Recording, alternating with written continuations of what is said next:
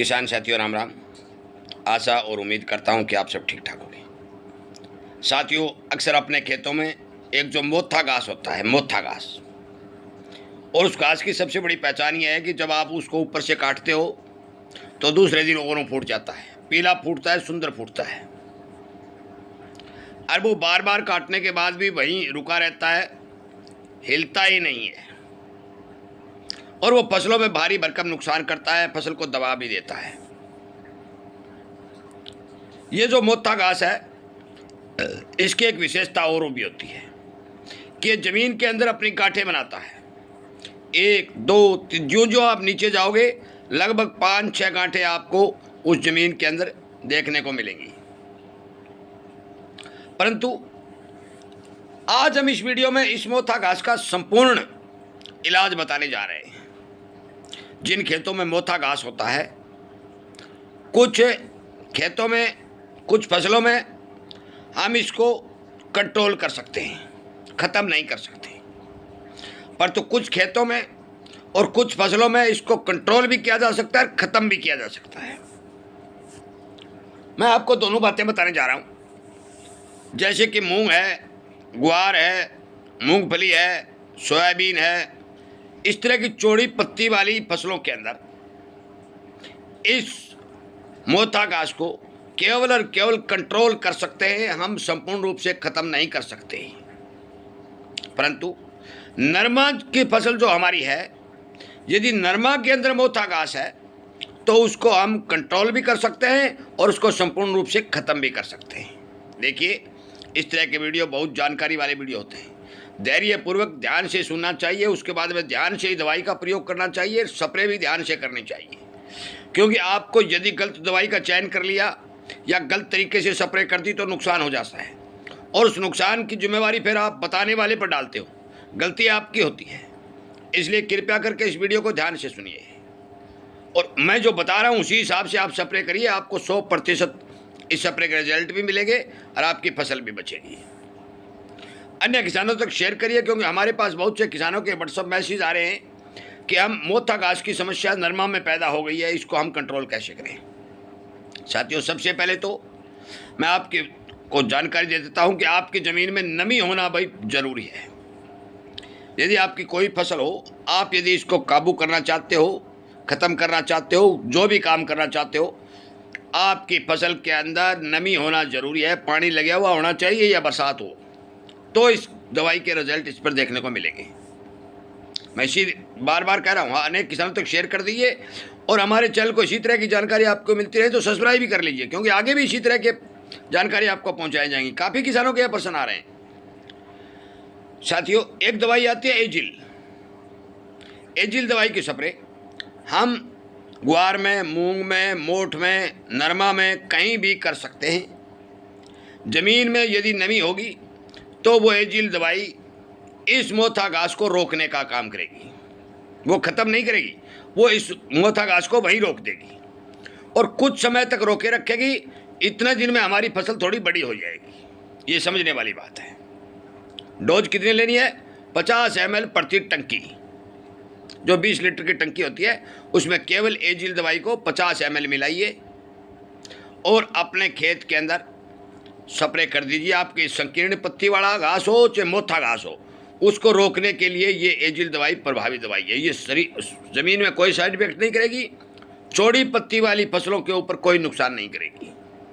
नरमा है, सोयाबीन है, ग्वार है, आपका मूंग है, इन फसलों में चौड़ी पत्ती वाली होती है, इनमें कोई नुकसान नहीं होगा, आपका मोथा घास कंट्रोल हो जाएगा। परंतु आप जानना चाहते हैं कि नरमा में इसको कंट्रोल ख़त्म करना है। देखिए, सोयाबीन में, मूंग में, ग्वार में इसको संपूर्ण रूप से ख़त्म नहीं किया जा सकता, दबाया जा सकता है, क्योंकि उसके जो हमारी बिजाई करते हैं उसके बीच में जगह बहुत कम होती है, और कम जगह के कारण हम दूसरी दवाई जो मैं बताने जा रहा हूँ उसका स्प्रे उस पर नहीं कर सकते। यदि करेंगे तो फसल ख़त्म हो जाएगी। नरमा का जो फसल होती है उसके अंदर ये आपका छोटा छोटा नरमा है और बहुत ज़्यादा मोथा घास उग चुका है, तो आप उसमें पानी लगाइए और उसके अंदर छोटे छोटे नरमा में एजिल की स्प्रे कर दीजिए। तो होगा क्या कि कुछ दिन के लिए ये मोथा घास दब जाएगा, आपका नरमा बड़ा हो जाएगा। जब आपके नरमा की हाइट होती है 4 फुट या 3.5 फुट या 2.5 फुट से कम नहीं रहना चाहिए, 2.5, 3.5, 4 कितना ही हो, उस समय होगा क्या कि जो नरमा के बीच में जो खाली जगह होती है उस पर मोथा सा घास जो आपने दबाया है एजिल से, वो दोबारा से लगभग 8 इंच का, 7 इंच का, 6 इंच का इस तरह से आपको खेत में दिखाई देने लग जाएगा। उस समय मौका है, इसको मारने का उस समय मौका है। आप राउंड अप जो दूब घास खत्म करने के लिए दवाई आती है वो दवाई लीजिए और बिल्कुल नीचा फुहारा करके, जो नरमा में हम पाड़े जो होते हैं ना, पाड़े जगह होती है, नरमा के ऊपर दवाई नहीं पड़नी चाहिए, पत्तों पर नहीं पड़नी चाहिए, इस मोथा घास के ऊपर उसकी स्प्रे कर दीजिए नीचा फुहारा करके। इस तरह से चलते रहिए, मतलब आपके 1 लीटर दवाई के लगभग 1 एकड़ में लग जाएगी, क्योंकि 6-7 टंकी पड़ेंगी। आप हर पाड़े में चलेंगे, हर लाइन में चलेंगे, नीचा ढोबरा रखिए, ऊपर कोई कप लगा लीजिए ताकि नीचे आप स्प्रे करोगे। मैं जब स्प्रे करूँगा, कोई किसान करता हुआ मिलेगा तो मैं वो आपको वीडियो भी अपलोड कर दूंगा आगे आने वाले समय में, क्योंकि नरमा की हाइट जब 3-4 फुट हो जाती है तभी ये स्प्रे होता है, पहले नहीं होता। पहले करोगे तो ये दवाई नरमा पर पड़ेगी, राउंड अप नरमा पर पड़ेगी, नरमा खत्म हो जाएगा। इसलिए पहले इसकी स्प्रे नहीं करनी है, इसकी स्प्रे उस टाइम करनी है जिस टाइम नरमा की हाइट बड़ी हो जाए, नीचे स्प्रे करनी है। तना के ऊपर यदि स्प्रे लगेगी तो कुछ बिगड़ने वाला नहीं है, नरमा का कुछ नहीं बिगड़ेगा, परंतु मोथा घास आपकी जमीन से सदा के लिए खत्म हो जाएगा।